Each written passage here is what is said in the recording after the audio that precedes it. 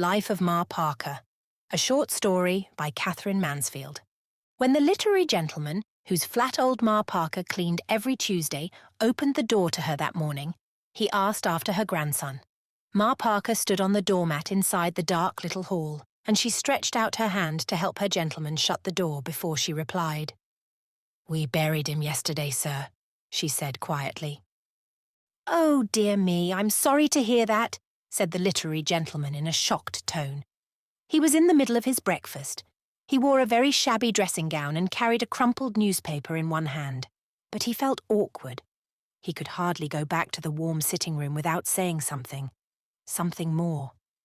Then, because these people set such store by funerals, he said kindly, "I hope the funeral went off all right." "Beg parding, sir," said old Ma Parker huskily. Poor old bird. She did look dashed. "I hope the funeral was a success," said he. Ma Parker gave no answer.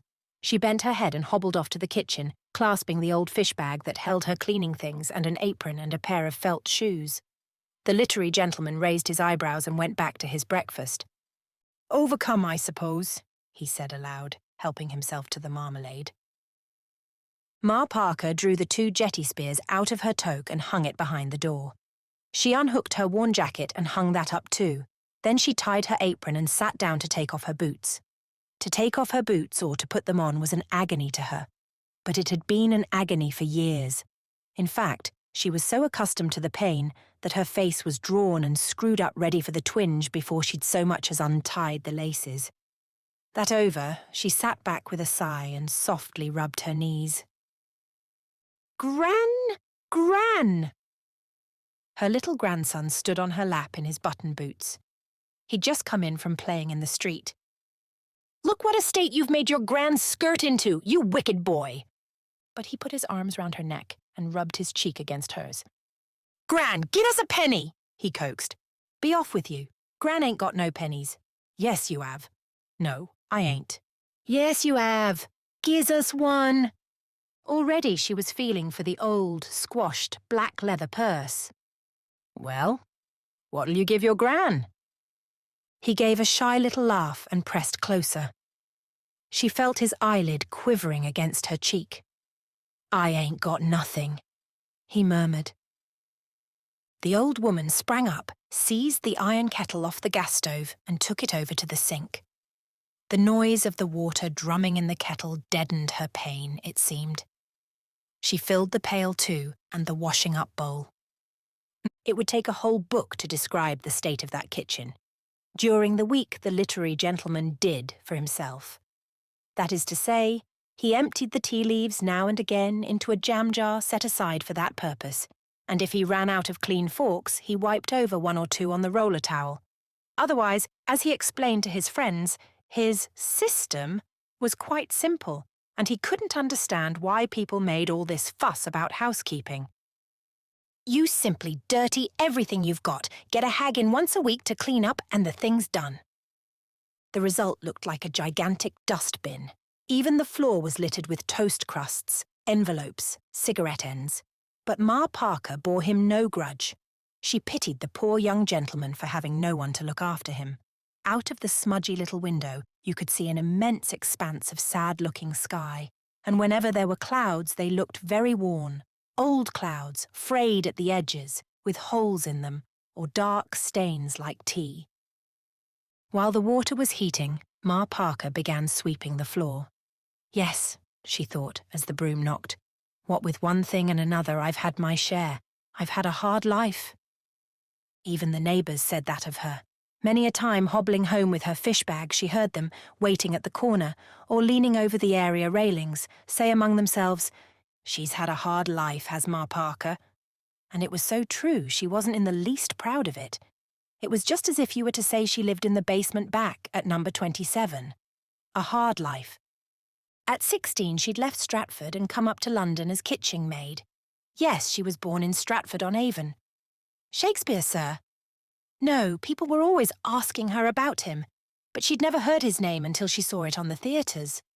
Nothing remained of Stratford except that, sitting in the fireplace of an evening, you could see the stars through the chimney, and Mother always had her side of bacon, anging from the ceiling. And there was something, a bush there was, at the front door that smelt ever so nice. But the bush was very vague. She'd only remembered it once or twice in the hospital when she'd been taken bad. That was a dreadful place, her first place. She was never allowed out. She never went upstairs except for prayers morning and evening. It was a fair cellar. And the cook was a cruel woman. She used to snatch away her letters from home before she'd read them and throw them in the range because they made her dreamy. And the beetles. Would you believe it? Until she came to London, she'd never seen a black beetle. Here Ma always gave a little laugh, as though not to have seen a black beetle. Well, it was as if to say you'd never seen your own feet. When that family was sold up, she went as help to a doctor's house, and after 2 years there, on the run from morning till night, she married her husband. He was a baker. "A baker, Mrs. Parker," the literary gentleman would say. For occasionally, he laid aside his tomes and lent an ear, at least, to this product called life. "It must be rather nice to be married to a baker." Mrs. Parker didn't look so sure. "Such a clean trade," said the gentleman. Mrs. Parker didn't look convinced. "And didn't you like handing the new loaves to the customers?" "Well, sir," said Mrs. Parker, "I wasn't in the shop above a great deal. We had 13 little ones and buried 7 of them. If it wasn't the hospital, it was the infirmary, you might say." "You might indeed, Mrs. Parker," said the gentleman, shuddering, and taking up his pen again. Yes, 7 had gone, and while the 6 were still small, her husband was taken ill with consumption. It was flour on the lungs, the doctor told her at the time. Her husband sat up in bed with his shirt pulled over his head, and the doctor's finger drew a circle on his back. "Now, if we were to cut him open here, Mrs. Parker," said the doctor, "you'd find his lungs chock-a-block with white powder. Breathe, my good fellow." And Mrs. Parker never knew for certain whether she saw or whether she fancied she saw a great fan of white dust come out of her poor dead husband's lips. But the struggle she'd had to bring up those 6 little children and keep herself to herself. Terrible it had been. Then, just when they were old enough to go to school, her husband's sister came to stop with them to help things along. And she hadn't been there more than 2 months when she fell down a flight of steps and hurt her spine. And for 5 years, Ma Parker had another baby, and such a one for crying, to look after. Then young Maudie went wrong and took her sister Alice with her. The 2 boys emigrated, and young Jim went to India with the army, and Ethel, the youngest, married a good-for-nothing little waiter who died of ulcers the year little Lenny was born.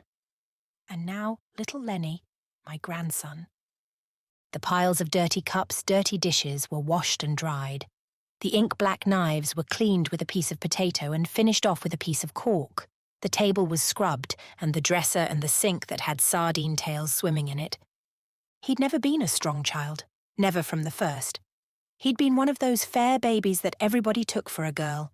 Silvery fair curls he had, blue eyes, and a little freckle like a diamond on one side of his nose. The trouble she and Ethel had had to rear that child. The things out of the newspapers they tried him with. Every Sunday morning, Ethel would read aloud while Ma Parker did her washing. "Dear sir, just a line to let you know my little Myrtle was laid out for dead. After 4 bottles, gained 8 pounds in 9 weeks, and is still putting it on." And then the egg cup of ink would come off the dresser, and the letter would be written, and Ma would buy a postal order on her way to work next morning. But it was no use. Nothing made little Lenny put it on. Taking him to the cemetery, even, never gave him a colour. A nice shake-up in the bus never improved his appetite. But he was Gran's boy from the first. "Whose boy are you?" said old Ma Parker, straightening up from the stove and going over to the smudgy window. And a little voice, so warm, so close, it half stifled her. It seemed to be in her breast under her heart, laughed out and said, "I'm Gran's boy." At that moment there was a sound of steps, and the literary gentleman appeared, dressed for walking. "Oh, Mrs. Parker, I'm going out." "Very good, sir." "And you'll find your half-crown in the tray of the inkstand." "Thank you, sir."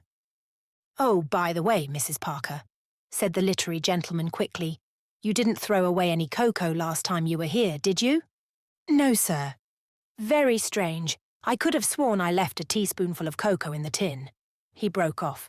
He said softly and firmly, "You'll always tell me when you throw things away, won't you, Mrs. Parker?" And he walked off very well pleased with himself, convinced, in fact, he'd shown Mrs. Parker that under his apparent carelessness, he was as vigilant as a woman. The door banged. She took her brushes and cloths into the bedroom, but when she began to make the bed, smoothing, tucking, patting, the thought of little Lenny was unbearable. Why did he have to suffer so? That's what she couldn't understand.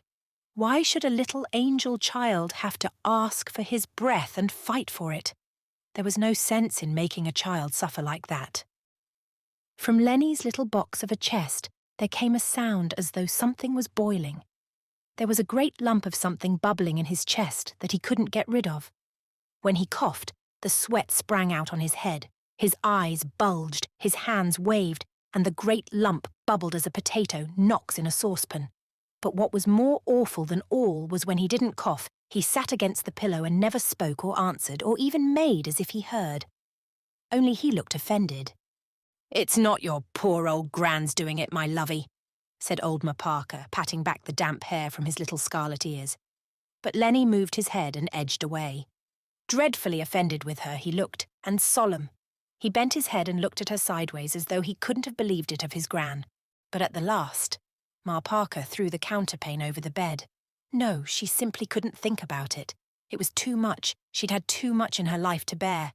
She'd borne it up till now. She'd kept herself to herself, and never once had she been seen to cry. Never by a living soul. Not even her own children had seen Ma break down. She'd kept a proud face always. But now, Lenny gone, what had she? She had nothing. He was all she'd got from life, and now he was took too. Why must it all have happened to me? She wondered. "What have I done?" said old Ma Parker. "What have I done?" As she said those words, she suddenly let fall her brush. She found herself in the kitchen. Her misery was so terrible that she pinned on her hat, put on her jacket and walked out of the flat like a person in a dream. She did not know what she was doing.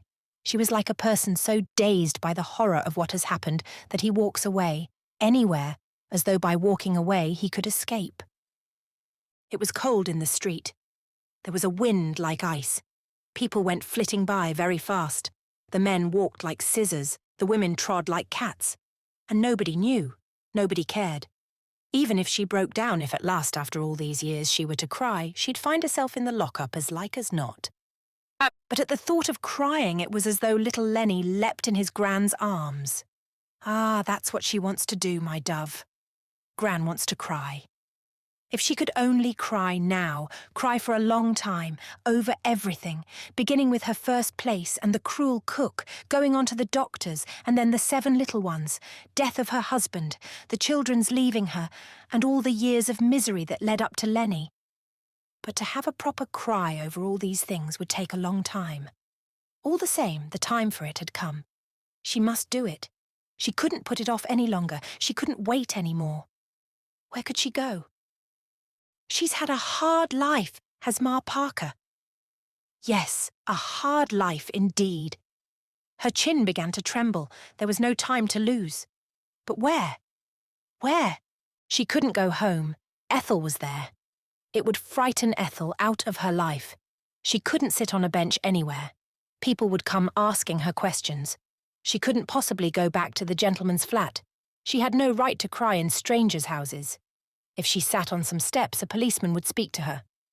Oh, wasn't there anywhere where she could hide and keep herself to herself and stay as long as she liked, not disturbing anybody, and nobody worrying her? Wasn't there anywhere in the world where she could have her cry out? At last? Ma Parker stood, looking up and down. The icy wind blew out her apron into a balloon, and now it began to rain. There was nowhere.